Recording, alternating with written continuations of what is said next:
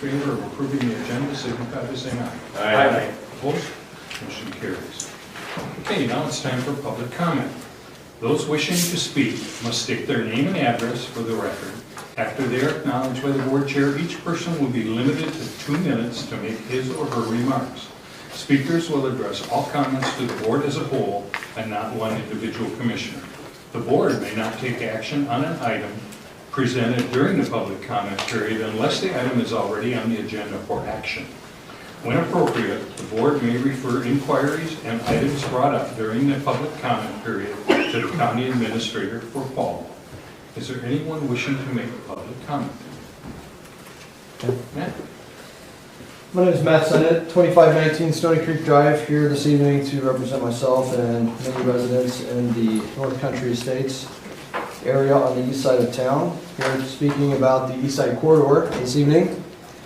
And this, of course, has us greatly concerned. I'd like to reiterate tonight our concerns with this residential street that's now been proposed to be turned into a high-speed county highway with speeds up to 55 miles per hour. No one's arguing, again, that we need a north-south road east of town to help traffic get north-south of town a little bit better. Also, we'd love a grocery store and a convenience store out there, gas station and whatnot, and maybe some smaller commercial developments. We all need that, and that would help the town grow and develop out east, which is where we know it's headed anyway. But quite honestly, we've got to plan better. This puts children at stake, their safety at stake, puts all the residents there in that neighborhood at stake as far as safety is concerned.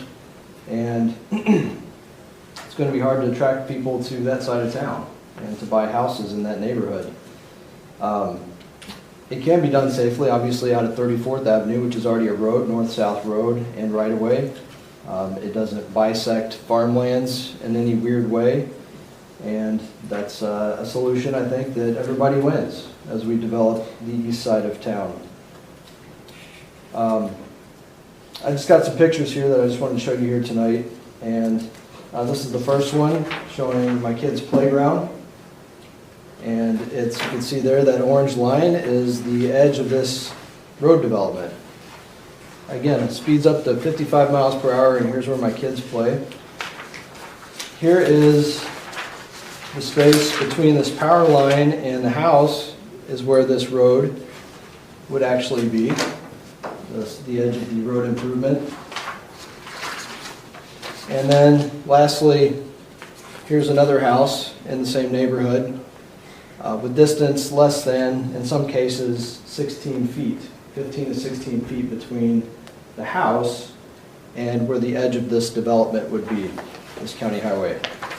I guess I do have one more picture showing all the kids playing in the backyard. This is a common scene in the summertime. So I'll just close with, I think this can be, residential road, not a problem, 30 miles per hour. That's what we were always told that would be back there.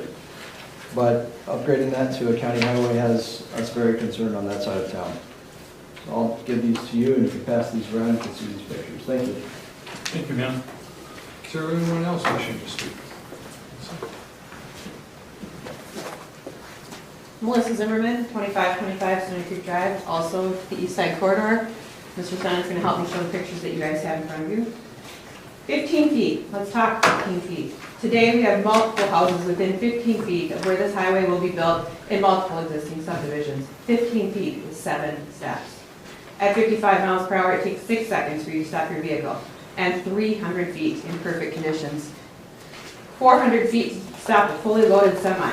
On the map, you'll see 300 feet looks like a vehicle plowing through one house, across the street, through another house, and into the backyard. We have 15 feet.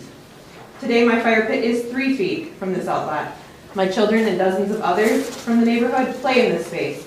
And what you're telling me is my 3-year-olds have seconds to move out of the way of a vehicle that will plow through my yard and into my house at 50 feet back from a highway. And we're told by engineers mitigations aren't warranted.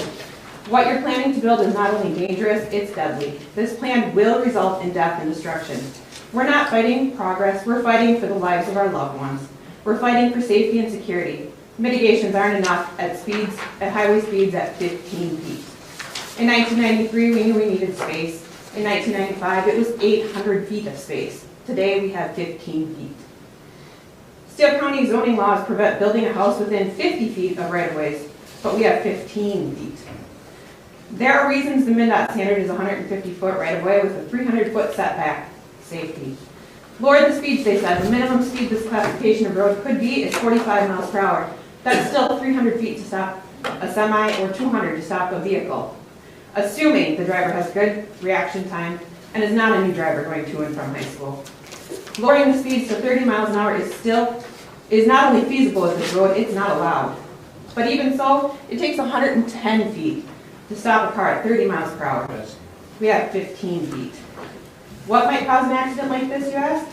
The constant wildlife in our yard, a stray ball, a kid or an adult with dementia or other disability wandering a few feet the wrong direction. We've been told by decision makers this makes us bad parents, but the reality is we bought the safety for our loved ones, and it did not come with a highway feet from where they were living. Engineering is supposed to be about safety. This highway is the opposite of safety.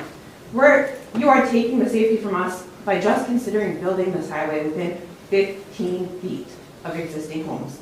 That's ridiculous when other options that exist and need are needs. Thank you. Thank you. Is there anyone else wishing to speak? Okay, thank you very much. Sam, is there any correspondence? No, Mr. Chair. With that, I will entertain a motion to approve the consent agenda.